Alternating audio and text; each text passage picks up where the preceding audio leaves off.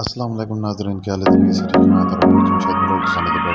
ہے؟ پیور نیری رابطہ خوبصورت تحفہ تیسرا سو جھوٹی 2 تو 3 ماہ دی جھوٹی سوئی ہوئی ہے، قد کاٹ خوبصورت، تھوڑا پنڈے چو لسی ہے لیکن تھنڈ چڈی دی بہت خوبصورت، مٹ تے تھنڈ لگا ہوئے تے دودھ 10 تو 12 لیٹر موقع دی چوائی کرائی ویسی۔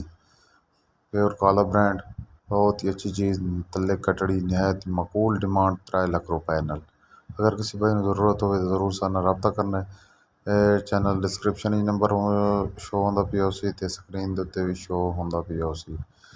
اگر کسی بھائی نے ضرور رابطہ کرنا ہوئے تو مزید معلومات کی تے واٹس ایپ تے رابطہ کر سکتے۔ اسی دے نال اپنے چینل ضرور سبسکرائب کرنا، لائک کرنا، دوستوں نے شیئر کرنا۔ اسی دے نال اج دی ویڈیو تے ختم کرتے ہیں۔ پاک فوج زندہ باد، پاکستان زندہ باد۔